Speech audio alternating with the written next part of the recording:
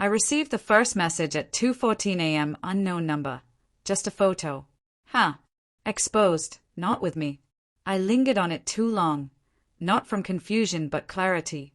The scar on her wrist, the freckle under her right eye. Unmistakable. Not recent, not a mistake.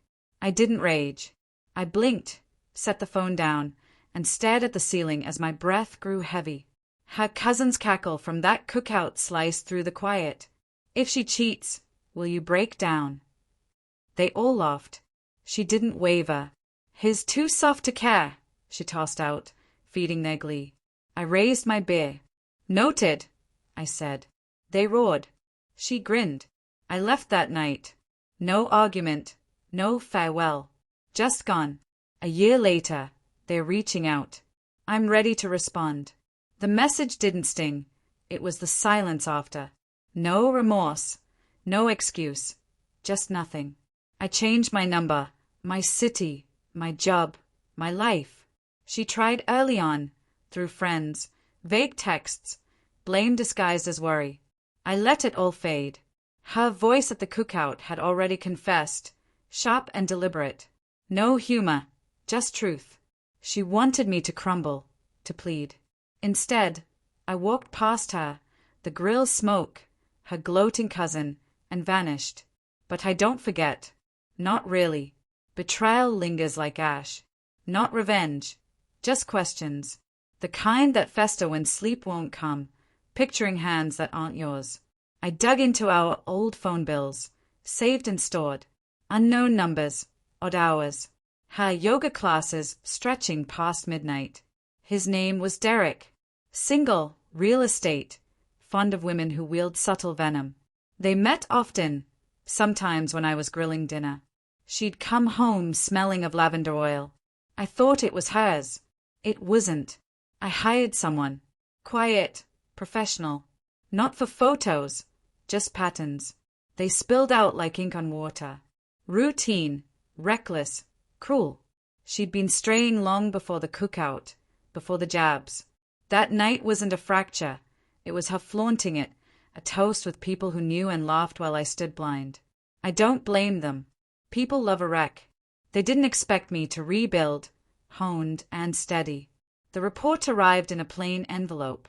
No sender, just facts, dates, places, times, one photo.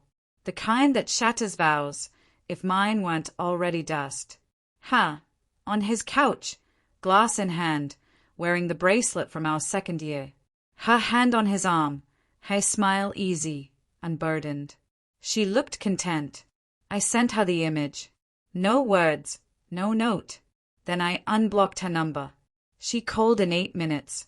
Where'd you get this? Not sorry, not explain. Just panic. Pure, sharp, satisfying. I said nothing. Let the quiet choke her. You don't get it, she stammered before the line died. She called again. Hi, cousin, too. Voicemails piled up, half pleas, half venom. They always lash out when the wound's exposed. The reunion was her plan, a family cookout, 1 year later. They called it mending. I called it an end. I wore gray. They noticed. She approached, smile tight, eyes puffy. Didn't know you'd come. I handed her the same envelope, unedited truth. Her face went pale as she opened it. You've been spying. No, I said. I just stopped ignoring. Her cousin lingered, slurring about moving on. I picked up a beer, held it like a trophy. Noted, I said again. This time, it hit like a blade. I dropped the bottle, walked out. No one laughed.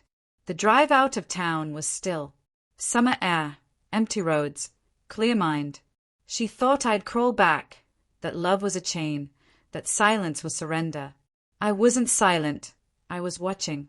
I didn't leave broken. I left to stay whole. Some scream when hurt. Some vanish. The art is knowing when to fade. I loved her once, fiercely, blindly. Now she's a shadow, recalled with the relief of waking and the faint sting of a scar.